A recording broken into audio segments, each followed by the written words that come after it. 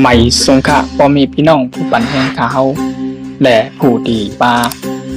วาสนาติดตามข่าวสารวันเมืองเอาไล่นอกเมืองในการเอาวันไม่ได้ก่อแมนมาในวันที่22เดือนธันวาคม2026ในการเอาแมนอยู่ในวันเสาร์มาหุบทบกันจอมข่าวจะวันช่องข่าวคือต้นกูร้องนั่นแข่งกำหนึ่งในการเอาวันไม่ได้ก่อข่าวต่างแต่ละมีหัวข้อข่าวเงาไล่เกี่ยวกับไปลองกองทัพเอ็นแห้งรัสเซียในการที่ใน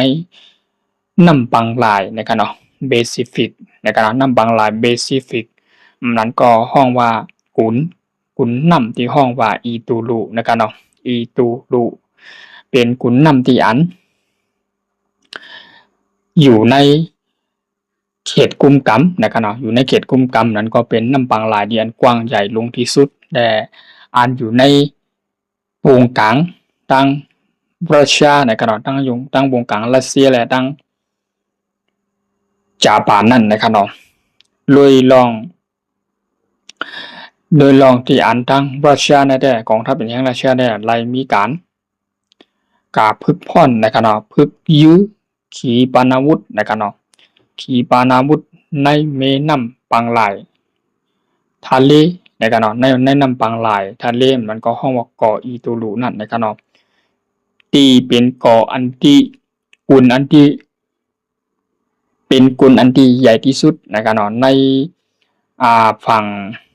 น้ำปังลายแปซิฟิกเนี่ยนะครับผ่านทางกองทัพรัสเซียได้และมีการพึกยื้อนะครับพึกยื้อขีปนาวุธนะครับขีปนาวุธได้มีขีปนาวุธอันขีปนาวุธในยื้อไหล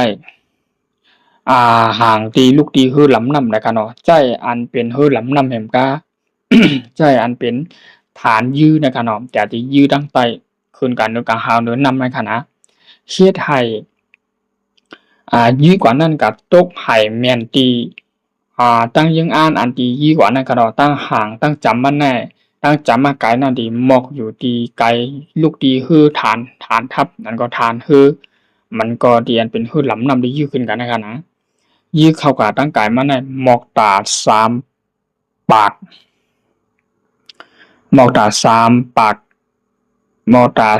3 ปากกิโลนะครับ3 ปากลักไม้ทะเลนะครับเฮ็ดให้ขีปนาวุธอันไหนเฮ็ดให้ขีปนาวุธของรัสเซียในยืมเมียนอองตีมันนั่นนะครับเลยลองการที่อันดังรัสเซียได้กับพึกพ่อนยื้อขีปนาวุธในเมน้ำปังลายมันก็ห้องว่ากุนที่ห้องว่าอีตูลูที่อันมีดัง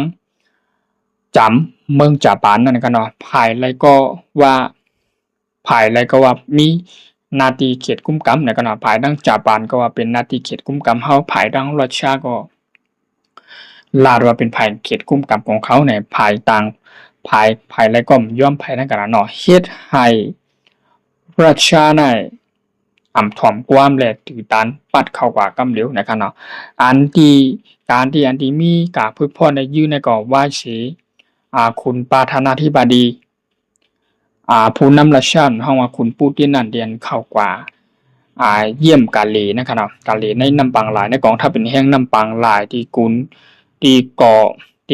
น้ำก่ออีตูลูนะครับนะอันจำเมืองญี่ปุ่นเนี่ยว่าสินั่นมานะครับรัสเซียเนี่ยมาพึกพ่อนแทงพึกพ่อนตาดียื้อหมักตาดีจัดการผูกเข็นนะครับหรือสินะผมก็ภายดังกองทัพเอ็นแห้งญี่ปุ่นได้อาปีมาบ่นว่าเฮาบ่อำใครมายุงเฮาบ่อำใครมาเก้าก็เปิดในเม็ดน้ำปางลายแล้วก็ก่อกุนไอ้ตูโรน่ะเป็นกุนที่ในนาทีเขตกุมกำเฮาเป็นน้ำปางลายและอันกว้างและใหญ่ที่สุดในวงกลางรัสเซียและดังญี่ปุ่นนั่นนะครับก็ในสิแลเทียดหายญี่ปุ่นเนี่ยก็บ่ใครพอใจเมื่อป่นมาในรัสเซียรายกาหลีดีในภายกองทัพเฮอดีอันใจคือในภายเข้ากว่าจำนะคะเฮอในเข้ากับจูดีหิมก่ออีตูรูในภายตั้งญี่ปุ่นนั่นก็เลยมีการมาพอใจเหมือนนั้นมาไล่ลาดว่าพอใจแล้วกำในห้องภายตั้งในเมืองรัสเซียก็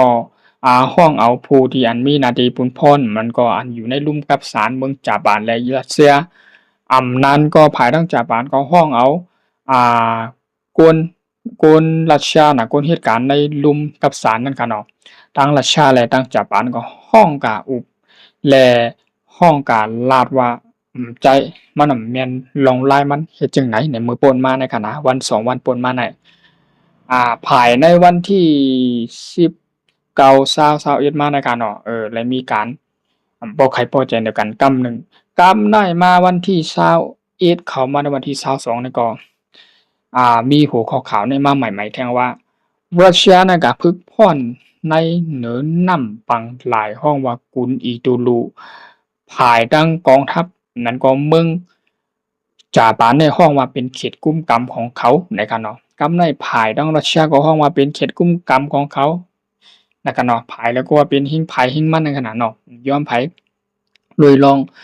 ผู้นำบนห้องว่าผู้นำในเมืองจาปานได้ไล่มาลาดถึงโดยลองการดีรัสเซียมาพึกยื้อขีปนาวุธและยื้อหมากขึ้นกาในเหนือน้ำปังหลายที่ห้องกุนอีตูรูในโปกให้เข้มเนี่ยเฮาโปกไข่หันจอมกำในเป็นจึงคือเป็นเฮากองทัพเป็นแห่งจาปานในติ่มยอมยอมเพราะว่ามาเฮ็ดจังได๋แท้ได้ยอมติแลเป็นปางตึกและโทรศึกรอตึกกันกว่าไรในข่าวต่างหน้าในการว่าหนังในเกี่ยวกับเล็กลองรัสเซียไล่กับพึกพ่อนปืนยิงขีปนาวุธที่อันอยู่ในกุนน้ำอีตูลูไผก็ว่าเป็นกุนน้ำที่อันเขตกุมกำของไผของมันนั่นไหนอยู่ในวงกลางกับกุนน้ำน่ะอยู่ในวงกลางกันเนาะเฮ็ดให้ภายรัสเซียก็ถ่อมภายทางจาบานก็บ่ใครหั่นใจเนื้อรัสเซียในขณะหัวข้อข่าวนั่นก็เป็นข่าวที่อันมาใหม่ๆอันที่กูเมืองอันเป็นกูอองตีกูเจ้าคือกูกองทัพอันไปปักตาไปตัวอยู่เกี่ยวกับเรื่องข่าวเงาลายในค่ะนะ